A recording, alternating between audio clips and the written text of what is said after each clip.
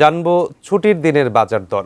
ঢাকার হাতিরপুল বাজারে ঠিক এই মুহূর্তে রয়েছেন সহকর্মী রবিউল ইসলাম। রবি, আমরা সরাসরি যুক্ত হচ্ছি তার সঙ্গে। রবি, আজ তো অগাস্ট মাসের শেষ শুক্রবার, অর্থাৎ মাসের একদম শেষের দিকের বন্ধের দিন। এই বন্ধের দিনে আসলে বাজারে আপনি কি অবস্থা দেখছেন এবং সর্বশেষ কি তথ্য আপনি আমাদের দর্শকদেরকে জানাবেন? এই মুহূর্তে আছি রাজধানীর হাতিরপুল কাঁচা বাজারে। সাইমন, আজকে সপ্তাহের ছুটির দিন শুক্রবার, কিন্তু তারপরেও আমরা কিন্তু বাজারে ক্রেতাদের উপস্থিতি তেমন একটা লক্ষ্য করা যাচ্ছে না।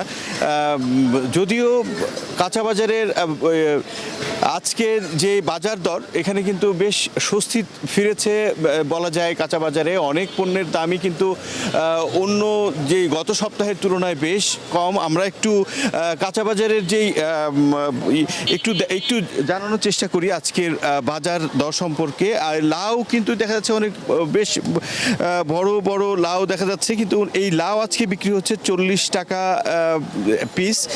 বেগুন বিক্রি হচ্ছে 60 থেকে 80 টাকা, যেটি গত সপ্তাহেও 10 থেকে 20 টাকা বেশি ছিল। এটার মান অনুযায়ী এটার দাম আসলে বলছেন।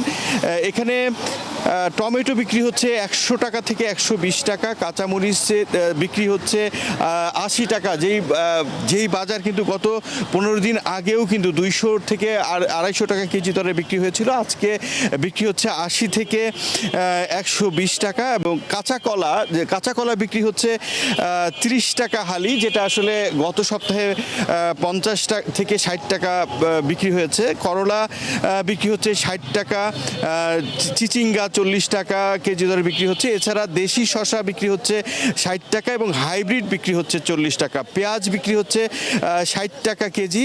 মালের দাম কম আছে, 400 টাকা কেজি মরিচ আছিল, তাও বাকি এখন 80 টাকা, 100 টাকা, 120 টাকা, এরকম একটা কোয়ালিটি আছে মালের।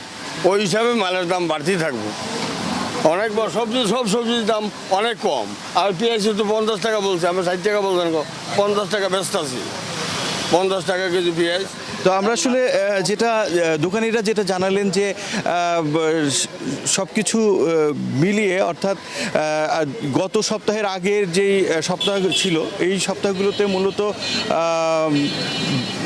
বৃষ্টি বাদল এবং আবহাওয়া অনুকূলে না থাকার কারণে নিত্যপণ্য রাজধানীতে প্রবেশ করতে সমস্যা হয়েছিল, যার কারণে এই নিত্যপণ্যের বাজারের একটু অস্বাভাবিক পরিস্থিতি তৈরি হয়েছিল। এখন স্বাভাবিক হওয়ার কারণে নিত্যপণ্যের আমদানিও বেশ বেড়েছে এবং দামও স্বস্তিতে ফিরে এসেছে।